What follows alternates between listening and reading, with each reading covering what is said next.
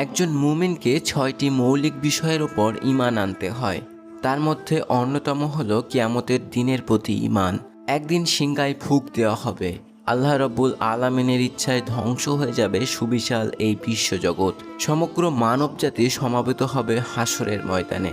কিন্তু কিয়ামত কখন সংঘটিত হবে তা আল্লাহ রাব্বুল আলামিন ব্যতীত কেউ জানে না।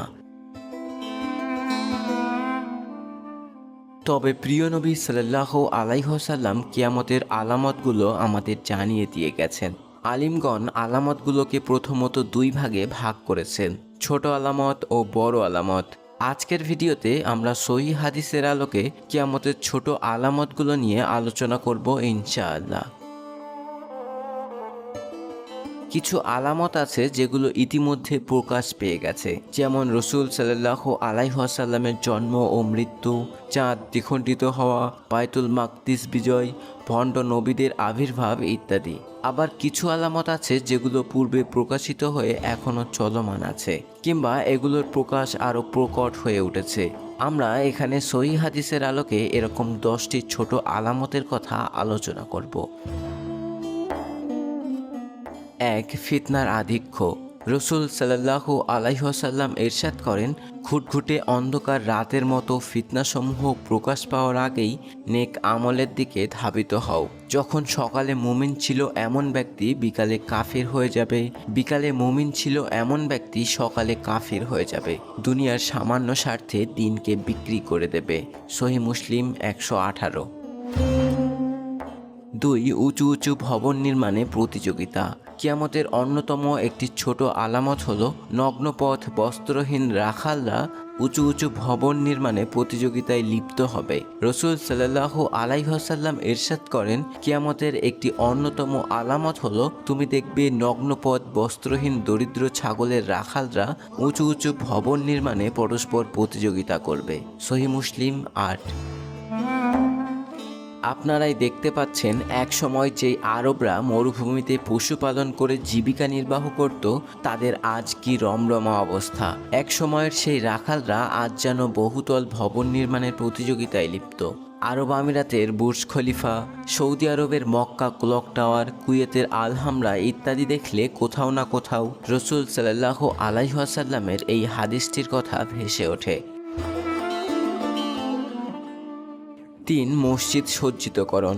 রসুল সাল্লাল্লাহু আলাইহি ওয়াসাল্লাম ইরশাদ করেন, যতক্ষণ না মানুষ মসজিদ নির্মাণ নিয়ে গর্ব করে কিয়ামত সংগঠিত হবে না। সুনানে আবু দাউদ 449। আজ আপনারা দেখছেন মানুষ একে অপরের সঙ্গে প্রতিযোগিতা করে জাঁকজমকপূর্ণ বহুতল বিলাসবহুল মসজিদ নির্মাণ করছে, মসজিদ নিয়ে একে অপরের সঙ্গে গর্ব করছে।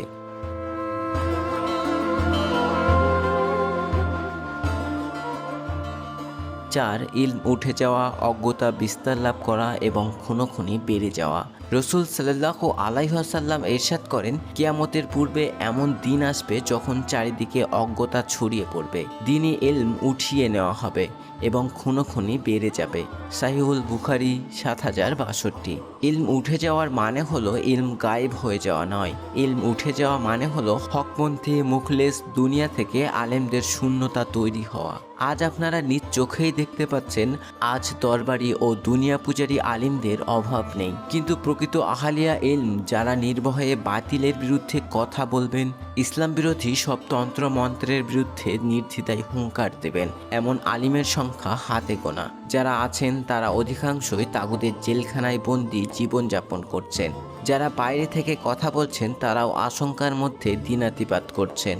আর হত্যা ও খুনোখুনি কতটা বেড়ে গেছে, প্রতিদিনের পত্রিকার পাতা খুললেই কিংবা সোশ্যাল মিডিয়ার পেজ স্ক্রল করলেই আপনারা দেখতে পাবেন।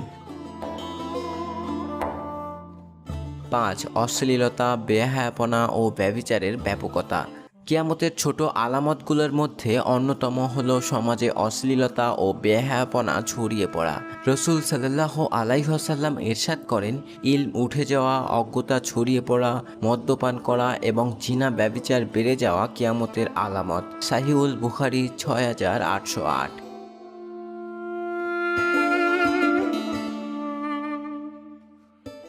প্রিয় বন্ধুরা, জিনা ব্যভিচার যে সমাজে কতটা ব্যাপক হয়ে গেছে তা আর বলার অপেক্ষা রাখে না। তাগুদে বিশ্ব ব্যবস্থা, জাহেলি রাষ্ট্র ব্যবস্থা ও দাজ্জালি মিডিয়ার অভিশাপে জিনা ব্যভিচার আজ বড়ই সহজ হয়ে উঠেছে।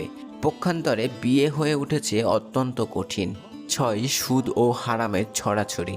রসুল সাল্লাল্লাহু আলাইহি ওয়াসাল্লাম ইরশাদ করেন, মানুষের ওপর এমন যুগ অবশ্যই আসবে যখন মানুষ পরোয়া করবে না সে কিভাবে সম্পদ উপার্জন করছে, হালাল উপায়ে না হারাম উপায়ে। সাহিহুল বুখারী 2083।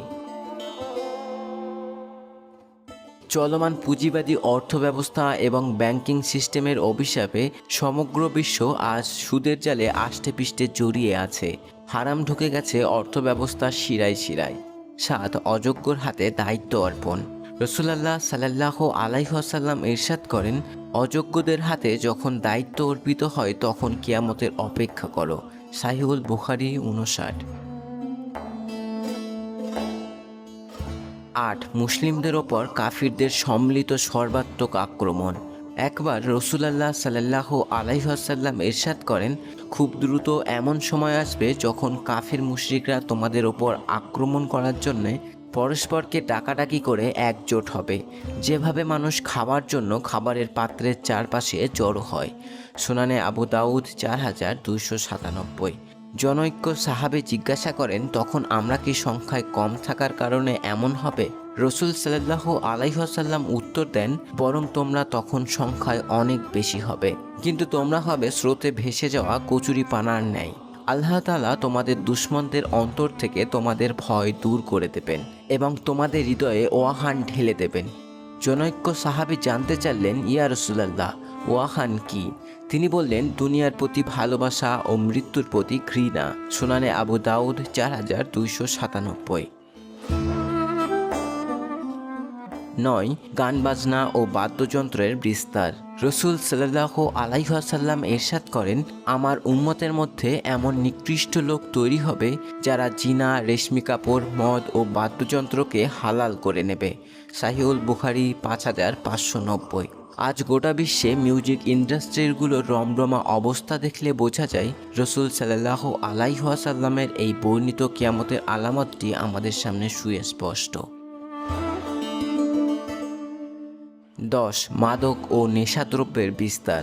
রসুল সাল্লাল্লাহু আলাইহি ওয়াসাল্লাম ইরশাদ করেন, আমার উম্মতের একদল লোক মদ পান করবে এবং মদকে ভিন্ন কোনো নাম দেবে। সুনানে আবু দাউদ 3688। প্রিয় বন্ধুরা, আপনারা দেখতে পাচ্ছেন আজ চারিদিকে মাদক ও নেশাদ্রব্যের ছড়াছড়ি। মানুষ মদকে রং বেরঙের নাম দিচ্ছে এবং হালাল করে নিচ্ছে। নাউজুবিল্লাহি মিন যালিক।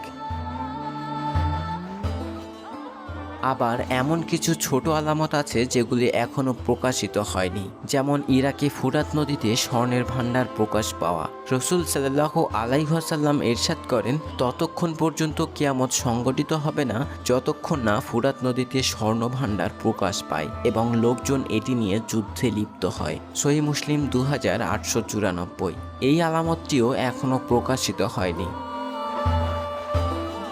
প্রিয় ভাই ও বোন, সহিহ হাদিসের আলোকে কিয়ামতের আলামতগুলো শুনে আপনারা কি বুঝতে পারলেন? একটু চিন্তা করলেই আপনারা বুঝতে পারবেন কিয়ামতের আলামতগুলো রসুল সাল্লাল্লাহু আলাইহি ওয়াসাল্লামের সুস্পষ্ট মুজিজা। তার রিসালাতের সত্যতা জ্বলন্ত প্রমাণ। 1400 বছর আগে তার বলে যাওয়া কথাগুলো আজ আমরা হুবহু সত্য হতে দেখছি। সুবহানাল্লাহ। পরিশেষে বলি, আল্লাহ তাআলা আমাদের সকল ফিতনা থেকে হেফাজত করুন। আমিন। নিয়মিত ইসলামিক ভিডিও পেতে আমাদের সাথেই থাকুন। আল্লাহ হাফেজ।